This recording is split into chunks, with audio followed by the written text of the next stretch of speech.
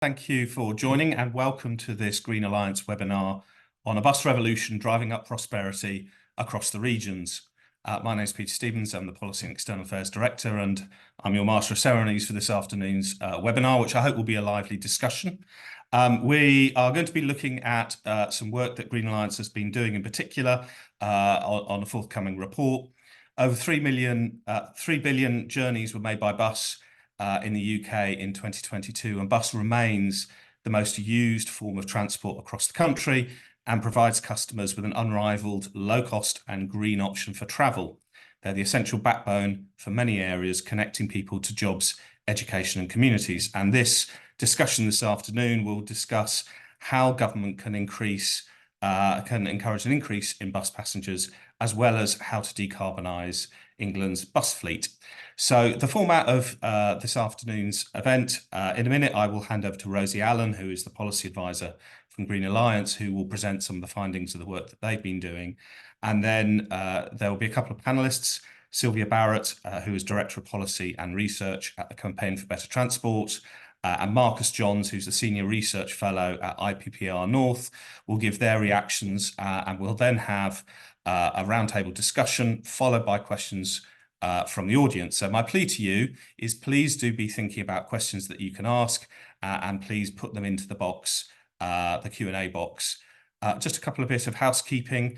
This session will be recorded and will be available afterwards and publicised. And we wanted at the beginning to say a big thank you to Binary Carbon, who have been organising the Decarbonising Transport Week, which is on for all the work that they've been doing, presenting and promoting this session. So with no more ado, I shall hand over to Rosie to give the findings of the work that they've been doing at the Green Alliance. Over to Rosie. Thanks very much, Peter, and thanks for joining us today. I'll share my screen to be able to talk through a couple of slides with our report findings. Hopefully that should be visible. But yes, thank you very much for joining us.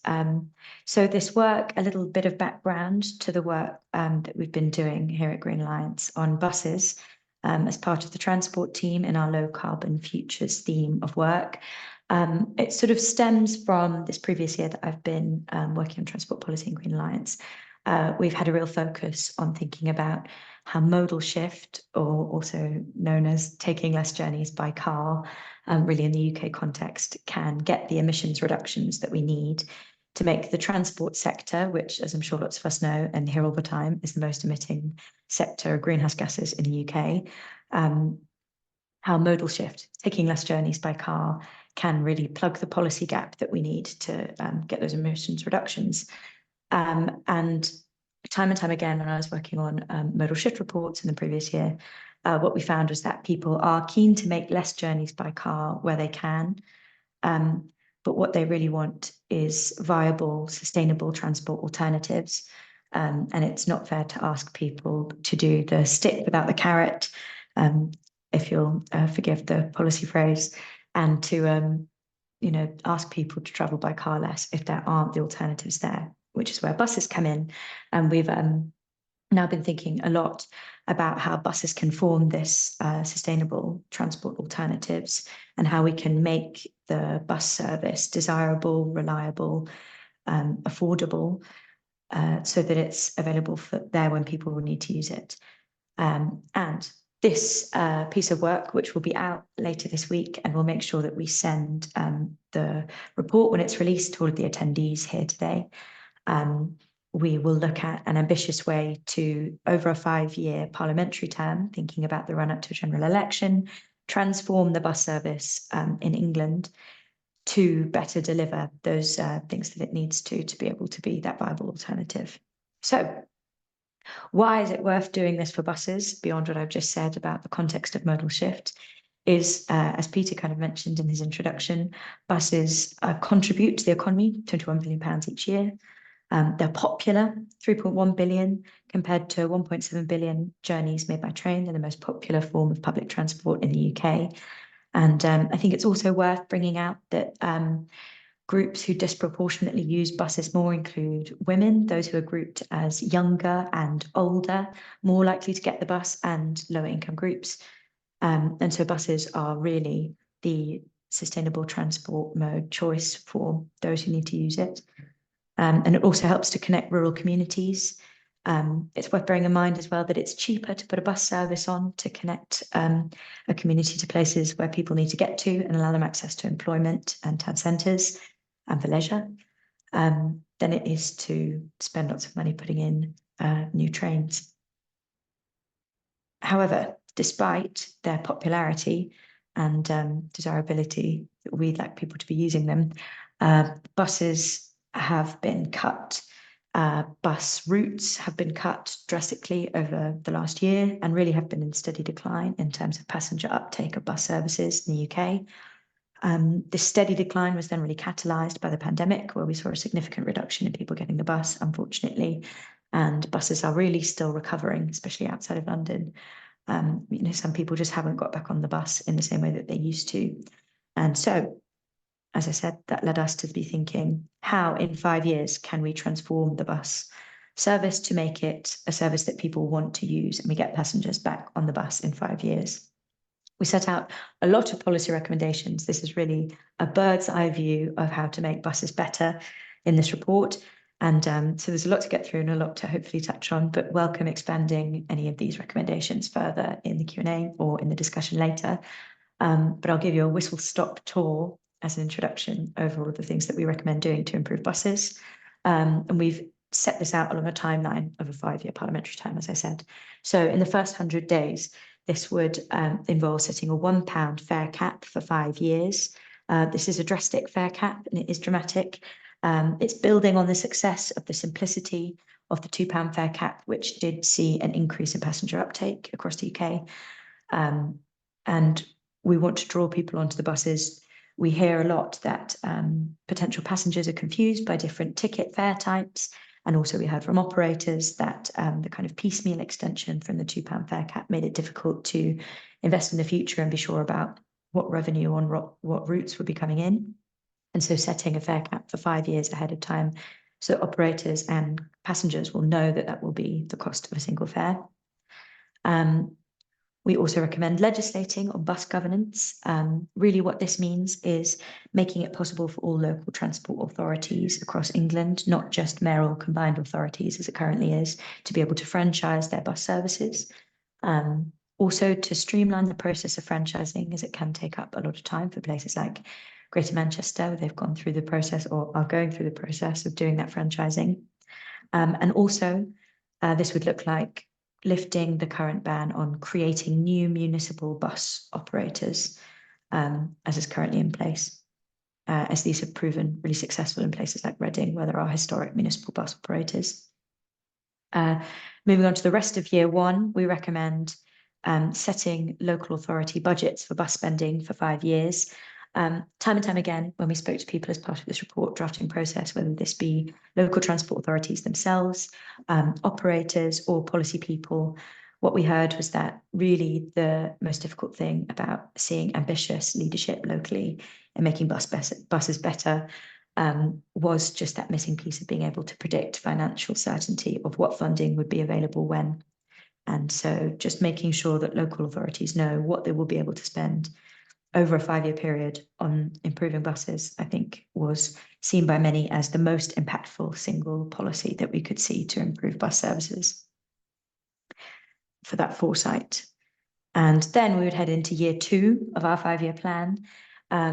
We start to think about, it's wonderful to say, have a dramatic fare cap and spend lots of money through local authorities on delivering those better buses that we want to see, but how do you pay for it? And part of the answer that we set out here is through reviewing and reprioritising some road spending currently allocated to RIS2 or RIS3 budgets. Sorry, I should say RIS stands for Road Investment Strategy, period 2 and 3. This would be akin to the Welsh Roads Review, which took place in recent years. It would look, therefore, like an independent panel of experts, transport experts, reviewing all current and future road building projects and seeing where money can be reprioritised, presumably, but also this would be dependent on where road projects are currently planned that look like they can be made compatible with net zero targets, as currently it is looking a lot like the spending that we're doing on road projects is taking us further and further away from the target of making transport and the economy-wide net zero target that we want to hit by 2050. Then we move on to looking at how we can get the emissions reductions, not only from getting people on the buses, but this added co-benefit of decarbonising the existing fleet of buses that we already have out on the roads in the UK. And this could be done through an equivalent scheme to the scheme already in place, the Zero Emission Bus Regional Areas Scheme, or ZEBRA for its catchy acronym. We recommend making sure that there's some kind of equivalent scheme that carries on into the future as it's currently set to end, just to make sure that bus operators are able to cover that cost difference between the cleaner, greener electric buses that we want to see out on the roads, even though they are slightly more expensive currently, and to make sure that there is some longer term view to phasing in more and more of those electric buses, as well as that kind of grant cost covering assistance. We would like to see a phase out date for non-zero emission buses officially being set, with a supporting target of seeing 40% of metropolitan bus fleet being decarbonised by 2030. As London and some other larger cities are always making great strides in this area. We also recommend announcing, along the funding angle of things, seeing an independent road pricing commission be announced in year 2 of a potential parliamentary term. Road pricing is a scary buzzword, and as we talked about, the carrot and the stick being seen here, with buses being the carrot to the stick of road pricing, potentially when we talk about modal shift and taking less journeys by car. We do foresee, we set out in previous reports, road pricing being a part of the transport tax future. Really, this might be a necessary truth for Treasury if we're thinking about the next 5 years as electric vehicles start to dominate the UK fleet of cars in the UK. There will be a revenue gap for Treasury as we see and as we see EVs not paying the same taxes as ICE, internal combustion engine vehicles. There's that gap that needs to be plugged, and we do see road pricing being part of the solution to that, which we go into more detail in our previous Transforming Tax report. And here we really just reiterate that previous recommendation from that report, which is the way to do equitable road pricing we see as being having an independent panel of experts, similarly to the Welsh Roads Review model, but this time looking at how we can equitably implement road pricing in a way that is fair for all drivers and all road users in the future, while plugging that revenue gap. Moving on then to year 3 of our 5-year plan, we look at implementing that road pricing. We say 2 years set to implement after having 9 months to kind of come up with that equitable model. We also want to then see another tranche of funding, as previously mentioned, for zero emission buses coming through, just to make sure that operators are supported in the zero emission bus transition. And we then move towards the end of our 5-year plan for buses. And we want to start seeing some of those milestones that we set out at the beginning being achieved, including 40% shift in the metropolitan fleet of zero emission buses. And also we would like to see bus priority being delivered as part of that funding settlement that gets sent out to local transport authorities at the beginning of our 5-year scheme. Then, right at the end of our 5-year plan, when we have been through all of the levers that impact the change that we want to see in buses during those 5 years, we start to think even more big picture in terms of a future for buses that is viable. And we look at announcing a minimum service standard. We see this as being inspired by the Swiss model, and CPRE have also recommended something similar in the past, looking at using local, regional population sizes to predict what bus routes are really required to adequately service a population of people, and working with local transport authorities to set what we would like to see as the minimum viable bus service that we would like to see in that area. So population derived, but just really looking to make sure that it's all very well having affordable and zero carbon bus routes being available, but that only really can be felt by people at the passenger level if the bus route that was cut many years ago starts to be returned to your local area. And so we really want to see that commitment to returning the bus routes that we've lost and making sure that communities remain connected to their local towns and employment opportunities. And that is a whistle-stop tour of our 5-year plan for better buses. Happy to get into this further, as I say, but thanks very much, Peter. Back over to you. Great, Rosie, thank you so much. Some really good food for thought there, and I do hope that's provoked some questions. Thank you so much for the first person to put a question into the Q&A, but please do be thinking about other questions and put those into the Q&A. And to respond to Rosie's provocation, I'd like to hand over to Sylvia Barrett for the Campaign for Better Transport to give us her thoughts. Over to you, Sylvia. Thank you very much to both of you. For those of you who don't know Campaign for Better Transport, we're the national charity for sustainable transport, and we promote all sustainable transport modes and their integration. So what do I think of the report? Well, we know that buses are vital for people who don't drive, but beyond that, we also agree with the analysis that improving buses and increasing bus use is very important for a number of reasons. As Rosie outlined, first of all, it's for meeting net zero objectives. It's very important also for taking people out of transport poverty. So we know that many places are transport deserts. They have no reliable bus networks remaining, and many people are locked into transport poverty because they have no other choice. 3.3 million people across the north and the northeast, the north of England only, live in areas where there's significant risk of transport-related social exclusion. So we're talking massive numbers of people across the country who are impacted by this. And that's why improving services is very important in order to provide those viable alternatives to people who want to travel differently.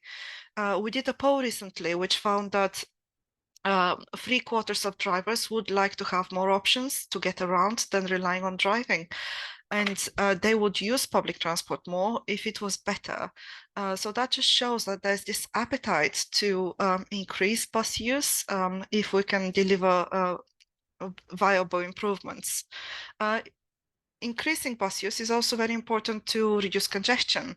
So in the same poll, 80% of drivers said they were concerned about congestion and believe that the government is not doing enough in order to address it. So the more people obviously we have on buses, the fewer single-use cars we would have on the roads, therefore relieving congestion for everyone.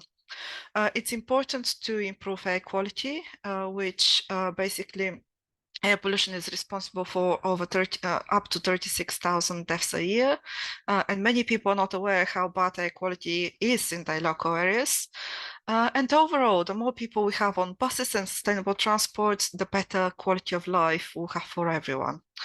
So while I support all recommendations in the report, given the limited amount of time I'll have, I'll only comment on the first 3 recommendations.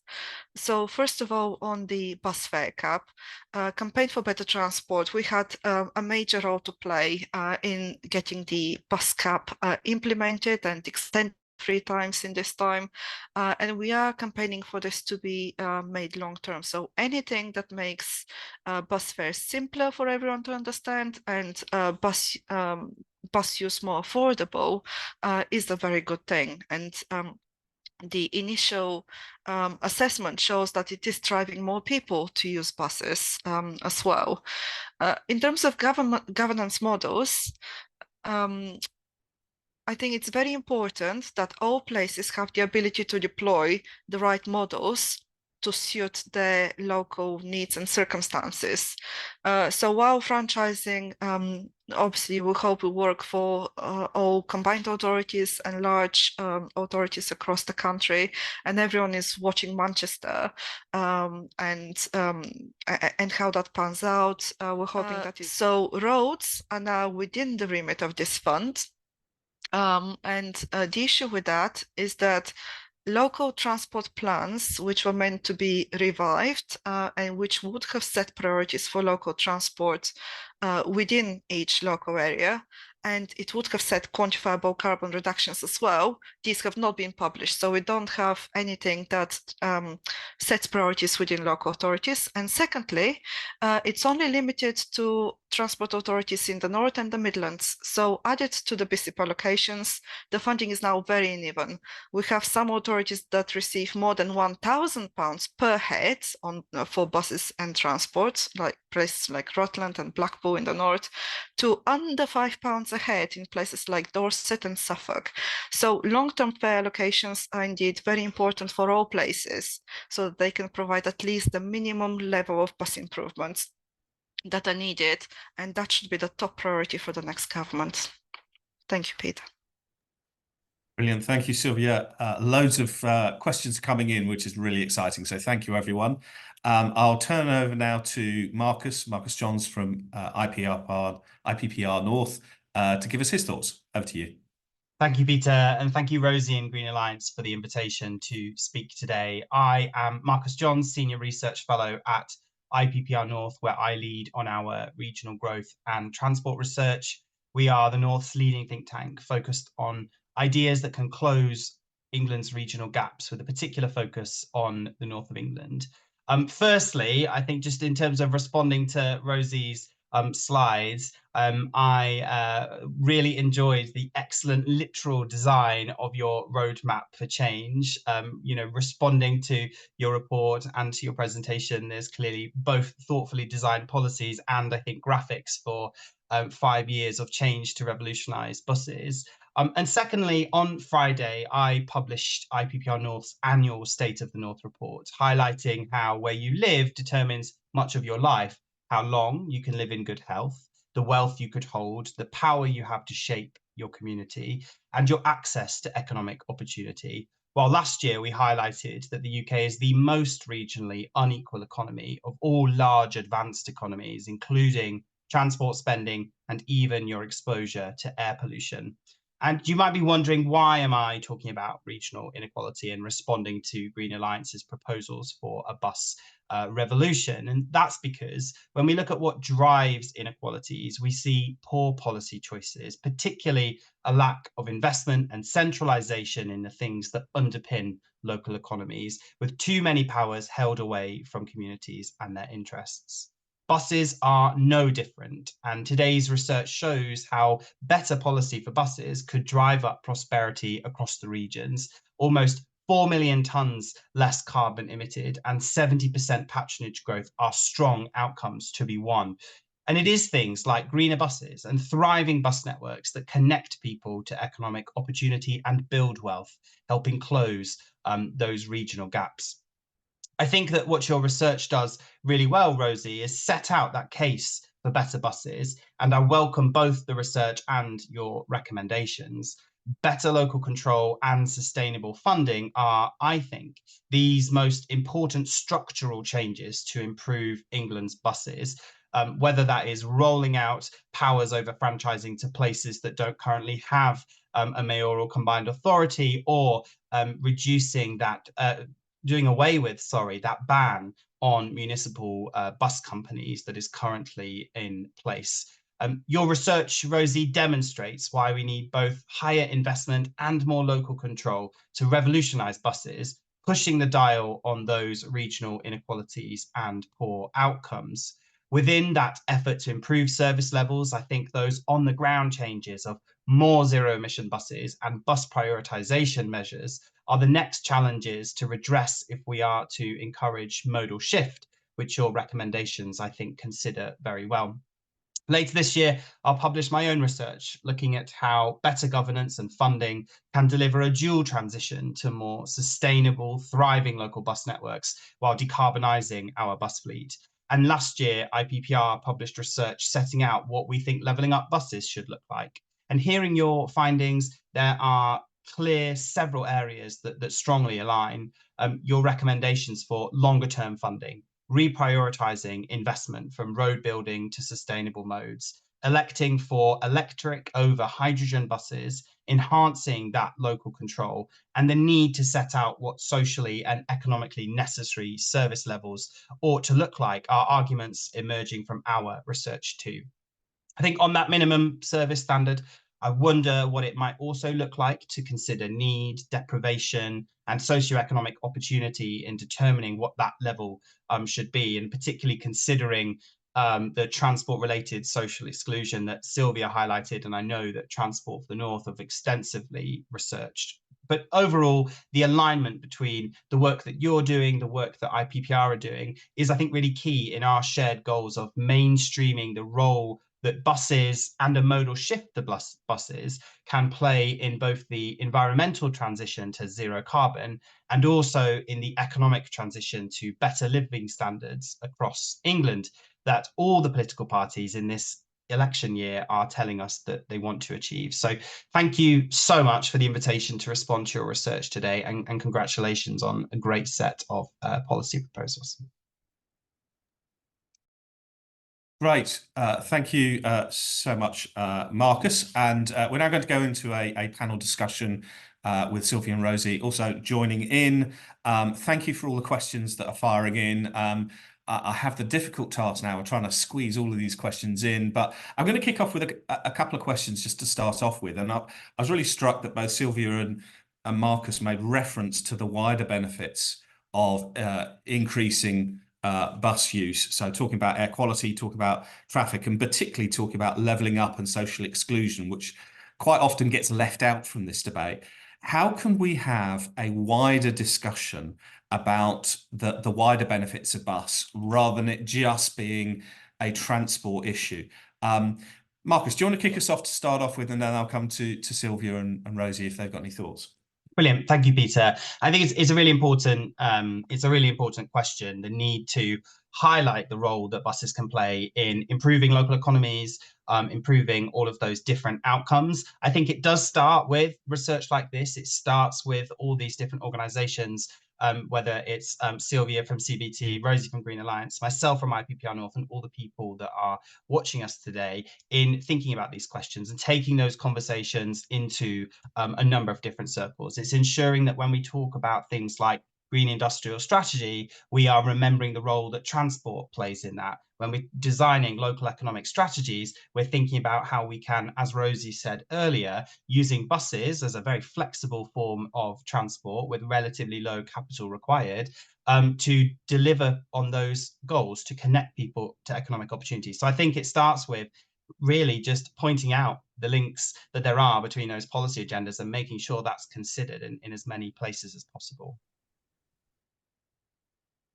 So Right, thanks, Sylvia. Oh, thank you. Sorry, I wasn't sure to just jump in. So from our perspective, that's a big area that needs improvement. And it stems from two things. One is misalignment within government and between government departments. And secondly, assessing the value for money when it comes to investment. On the first point, I think that there is a bit of disconnect between departments like Treasury, Department for Transport, and Number 10 when it comes to how we see public transport. So Treasury tends to see it as something that needs subsidy, something that is a cost to the taxpayer. Whereas when we sort of put forward these arguments about why transport is important for our wider objectives and really the economic benefit it brings, which is what Treasury is interested in as well, it's about looking at can we prioritize investment in public transport ahead of other sort of spending, such as on roads. There's loads of research that shows that public transport investment is higher value for money than other projects. And we are working with Treasury very closely in order to make that sort of case.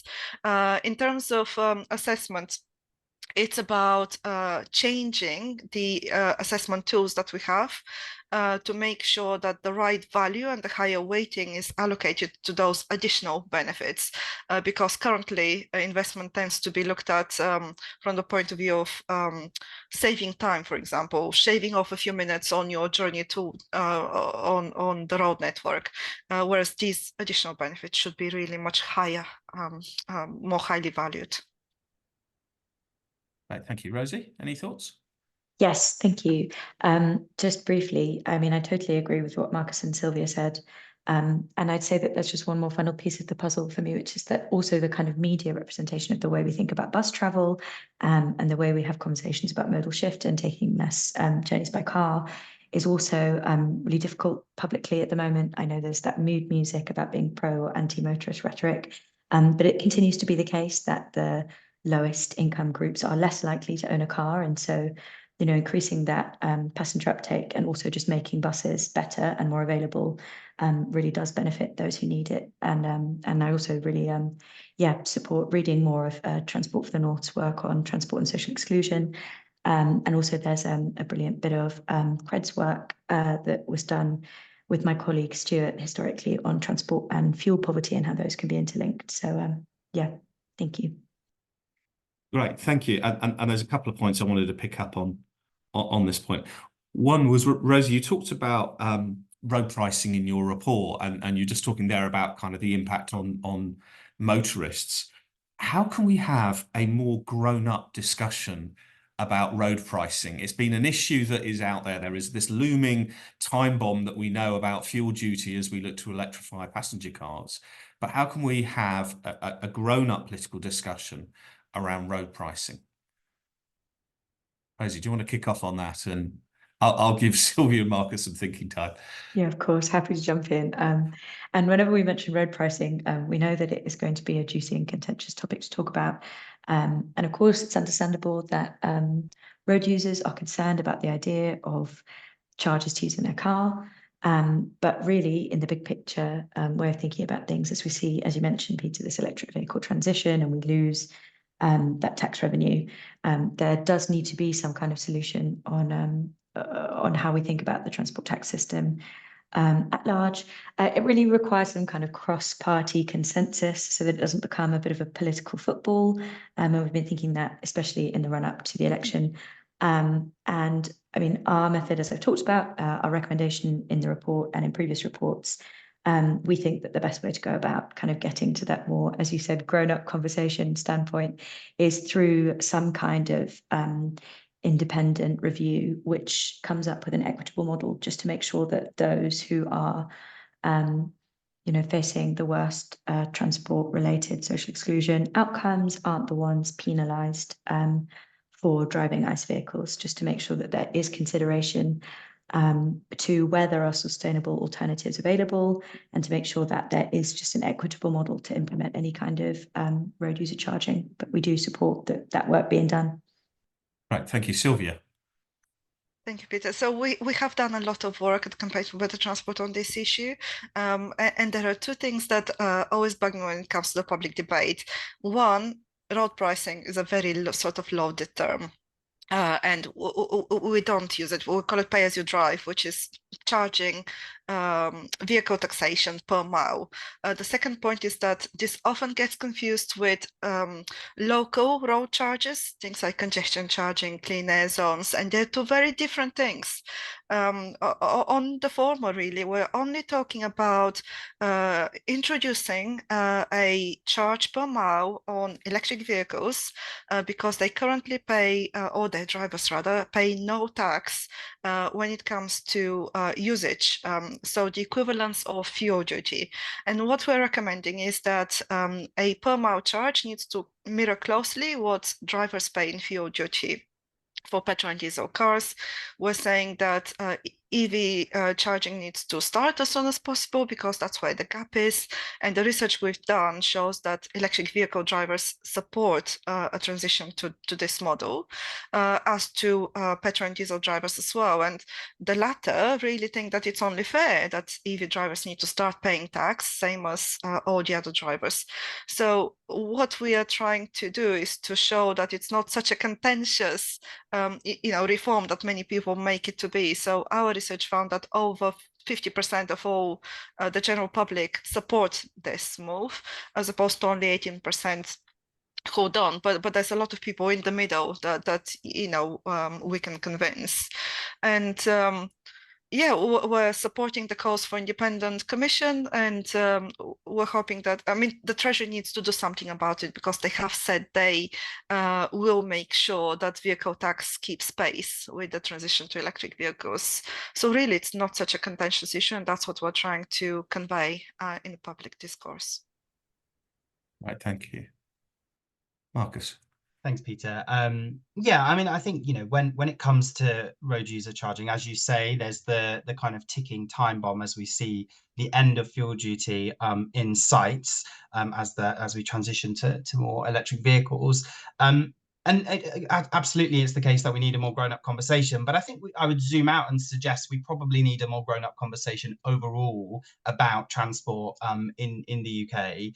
Part of that is related to research. It's related to the fact that, you know, in our organisations, or for myself working in a think tank, you know, our work doesn't stop and start around research. We have to be doing that advocacy out there, talking to the public, talking to decision makers, using the media to get those messages across. And I think it's not just about talking to the public either. It's also about bringing them in and engaging them. And for a lot of our transport work, we've really extensively engaged with the public, whether it's citizens' assemblies or juries, or through polling. And we often find that there are really clear shared values actually around what transport ought to do. It ought to connect people to economic opportunity. People would like to use public transport more, but they often would like the alternatives to be in place, a better bus network, easier rail connectivity, ahead of giving up on the car and their own private travel. And we need to work with communities, I think, to understand that transition, to emphasize those shared values, and I think collectively to set out the society that we want. And I think too much of the rhetoric can be divisive, and it's on all of us to think about how we kind of bring people together to respond to those challenges. You know, if we want better buses, if we want better rail, we all would acknowledge that has to be paid for, and can have a grown-up conversation about what pays for that. But sometimes we're starting from the wrong position and allowing those attacks of, well, that's just a war on motorists. And we need to zoom out, I think, and start talking about the kind of transport we want to see overall that's built on those shared public values. Great. Thank you so much for that. Right. We now have a plethora of questions. I think we've got 22 different questions in. We're not going to tackle all of those, I'm afraid. So we will try and crack through as many as quickly. So if I can invite Rosie, Sylvia and Marcus to be as brief as possible, that'd be great. I've got a little tranche of 3 questions here about the proposal for a £1 fare cap. And it seems a bit low compared to the current £2 fare cap that people aren't particularly complaining about. There are loads of exemptions. So, for example, London, Greater Manchester have different schemes. And also, do we know that the modal fare, the fare cap is actually delivering modal shift, or just encouraging current bus users to take more journeys? So I've got a bunch of questions there around the £1 fare cap. If I can go to Rosie first, and then Sylvia and Marcus, that'd be great. Yeah, of course. Thank you. And it's great to see people engaging about the idea for a £1 fare cap. I understand that it is low. We wanted this to be a kind of like drastic flagship policy that really makes people thinking about getting the bus again. And especially the £2 fare cap is cheap, but considering the demographic in the buses serve these low income demographics disproportionately compared to other transport measures, we just really wanted to make sure that affordability was at the forefront of our thinking, and making those journeys accessible wherever possible. And also, if we think about TfL in London, where bus travel is cheaper, it has recovered more quickly from the pandemic compared to other places. And then thinking about, sorry, there was a second bit on the flat fare but being too expensive. And it was, the other question is, do you think it's actually delivered more passengers, or is it just existing passengers using it more? Yes, I would say that we keep getting interim data on the fare cap that's kind of slow to catch up with people's experience of using it. And so I'm not sure that the data exists yet to see. We know that there has been an increased uptake, but I'm not sure exactly. I don't think, maybe it's too early to tell whether that's kind of repeat customers, like you say. And I'd be interested to see that data when it's available. I would argue that as many people getting the bus as much as possible is beneficial, just to see them running and get that reliability. And if people are exposed to a new route or getting a bus in a new way that they hadn't been before, I see that as beneficial, even if it just exposes people to a part of the service working well. I would say that's also a win. Yeah, thank you. Brilliant. Marcus, Sylvia, anything to add to that? Sylvia? I guess the thing to add is that we at Campaign for Better Transport haven't done any calculations on different levels of fare capping. And I know that CPT, the bus industry representative body, has been doing some analysis on that, and they're launching a report, I think, next week on this. So we'll be looking to see what that says. As I said, anything that makes buses more affordable is a good thing. Concessions is another thing we need to look at. So young people concessions, very uneven, as one example across the country. So lots of different sort of tools that are available there. And yeah, in terms of mode of shift, it's important that you have a range of measures that promote the shift from car to buses, including things like looking at parking locally and parking charges. Because if you're a car driver, unless you have something that makes you think about your car use, you wouldn't even realize that there might be a £2 fare cap or whatever level the fare cap is set at on buses. You won't look at those alternatives unless you need a reason. Brilliant. Thank you. Marcus? I think the evidence on the point around modal shift that Rosie's referred to does suggest that it is supporting a modal shift. But I think just the thing that I would add maybe on the cheapness of the fares is, one, when you consider the demographics and particularly the role that buses play in supporting job seekers, I absolutely think it's really important to consider the impact that it has overall across the economy. This isn't just about what is going to happen in terms of whether or not within the sector that is buses, a £1 fare is the right thing to do, but also overall in terms of the economy. Connecting those people to economic opportunity is absolutely worth investment, but also more broadly in terms of the attractiveness. A £1 fare is more attractive than a £2 fare. And if we're going to encourage modal shift, it needs to be as attractive as possible. But I think the premise of the question in terms of the use as well of, is this creating modal shift or just encouraging people who already use buses to use buses more is, well, is that a problem? Is it not a good thing that people would be using buses more? Maybe being able to go out in the evening and supporting the ailing hospitality industry because transport has been improved. A group of friends could get, or your 5 friends could get on a bus for £5 instead of the cost of an Uber, which under the current fare cap can still be a cheaper alternative for a group of people. So I would just sort of recommend thinking not just of the fare cap and imminently in the domain of buses, but in that wider economy level, connecting people to opportunity, to society, to leisure, and the impact that that could have. I think at the society level, it's a worthwhile investment to really support a kind of dramatic fare cap, like Rosie says. Yeah, thanks, Marcus. And I think if I can chuck my 2 pence in here, quite often this debate about the car versus public transport is a binary one. It's seen as one or the other. And actually what we're talking about is just replacing journeys. The more journeys that are taken by sustainable forms of transport, whether it's active travel or public transport, actually reduces traffic, reduces the emissions, reduces the air quality issues. So it doesn't have to be a very black and white kind of issue. It doesn't have to be that binary choice. Great. There's a couple of questions local authorities that I just wanted to pick up. I suspect there are some local authority folk in the audience. So one question here about enhanced partnerships around, is there any evidence that council officials through franchising are better at improving services than bus company managers? And really, does it matter if shareholders are taking profits and bearing costs? So there's one question there. The other question that's kind of linked to that was about local authorities often facing barriers in implementing bus priority measures, including pushback from residents. What's the role of the research community in making the case for these measures directly to the public? So I don't know, there's a couple of questions there about local authorities. Sylvia, do you want to kick off and then if the others want to chip in? Yeah, happy to. On franchising, as I said, it won't necessarily work everywhere. And we have done some research for the Department for Transport, looking at local authority capacity and capability after the bus strategy was launched. And basically that showed that local transport teams within local authorities have been eroded over time in terms of the expertise and the number of people within those teams. So I agree, not everywhere will have that capacity to deliver franchising straight away, if even with investment in building up that capacity, and that's why I said that other models might be necessary, and bus operators do have a vital role to play still in how services are delivered.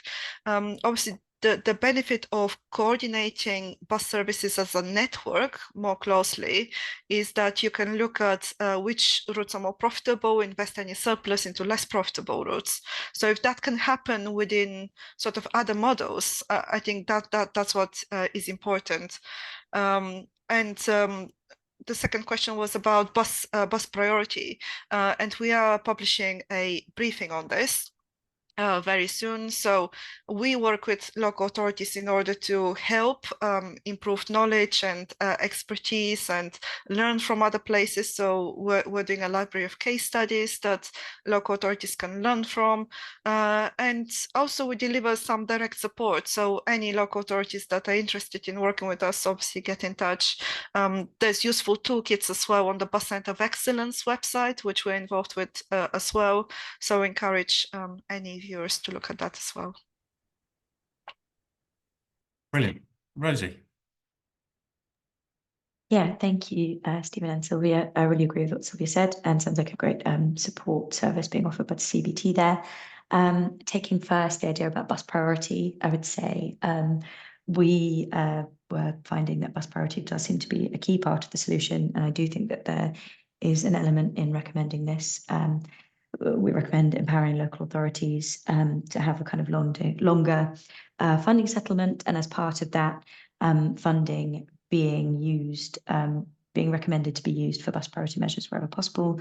There are some really interesting case studies about how bus priority measures can be so effective in increasing or decreasing bus speeds, making them faster, and therefore just really getting that congestion barrier out of the way so much. And then thinking about that other element of the local authority question, which, sorry, Peter, would you mind reminding me what the first part of that local authority piece was?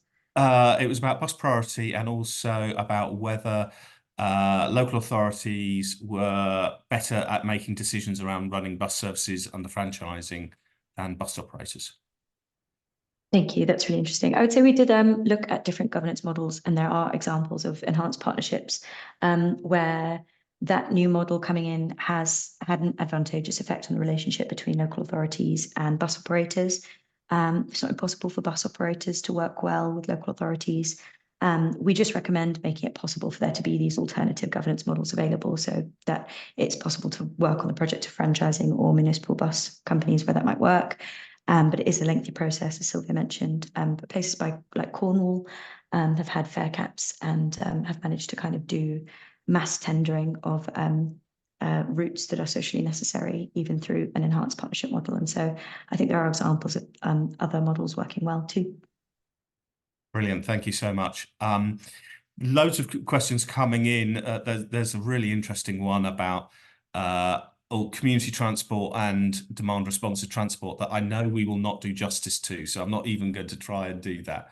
I'm conscious time is running out. I guess I wanted to ask kind of starting to wrap up question for each of the panelists. So Marcus, you referred to the fact that a small political event will be happening later this year, and we will end up fairly inevitably with having a new bus minister, whether of Conservative, Labour or other persuasion. And I guess my question to each of you is of the many measures that we've talked about in this session, what's the one thing that you would want to impress upon a new minister if you've got 5 minutes with them on the lift?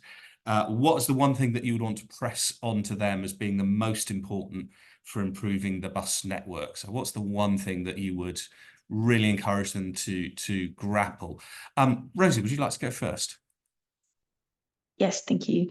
I think after speaking to bus operators and local transport authorities and policy people as part of this work, The thing that came up again and again is just that financial certainty and having these long-term funding settlements, just so that you can be ambitious because you know what the money is going to do over the next few years to be able to deliver the bus priority, to be able to think about governance model changes if that's appropriate, but really just the funding being there and it being non-competitively allocated, I think is the key thing that we'd like to see. Brilliant. Marcus, do you want to go next? Thanks, Peter. Hopefully my other answers haven't suggested I'm not capable of giving a very succinct response. I think I would absolutely agree with Rosie that it's about long-term funding. It's about certainty, whether it's for bus operators thinking about their future fleet or local authorities deciding how they're going to integrate land use planning with their transport network without the ability to depend upon a funding stream and this kind of annual kind of round we go through of confusion, having a settlement, starting confusion for the next year again, it is ultimately not sustainable. So it is long-term funding and a clear plan. Brilliant, thank you. And Sylvia? Same answer from me, unfortunately. So it's very important that all places have the suitable funding to make those improvements necessary. My one request is fund buses properly, but also look at the allocation formulas. I mean, it's a whole mystery about how those funding allocations happen at the moment. I know there's a number of factors to consider, but I think it's an outrage that many places are barely getting any bus funding at the moment. And it's arguably, it's the places that have very limited service at the moment that need the most support in order to deliver those improvements for their residents. Great, thank you so much. And again, if I can abuse the chair's position, I would agree. I think that certainty of funding is really important because it takes time to build up a bus route, and the one thing customers really want is certainty about what buses are available to them. So that certainty, I think, is really important.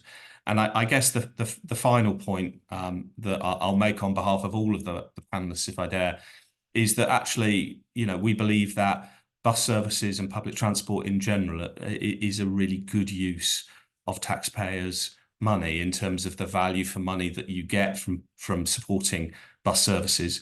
We've touched on some of the benefits there around social inclusion, and a really interesting point in the chat about actually £1 really matters to people who are socially excluded and who are finding themselves who are on universal credit or whatever. So there is a really strong social benefit and a social exclusion connecting people to employment and education, as well as the wider decarbonisation, traffic, air quality and community benefits from public transport. So thank you for your input today. Thank you for everyone who has asked questions. My thanks to Marcus, Sylvia and Rosie. Rosie will be sending around the details of the report that's going to be published later this week. And a final thank you to our friends at Binary Carbon who are organising Decarbonising Transport Week this week. I hope you do enjoy some of those events. My thanks to Green Alliance for hosting this event. It's been a really interesting discussion, and I hope you have a great rest of the day. Thank you all very much, and goodbye.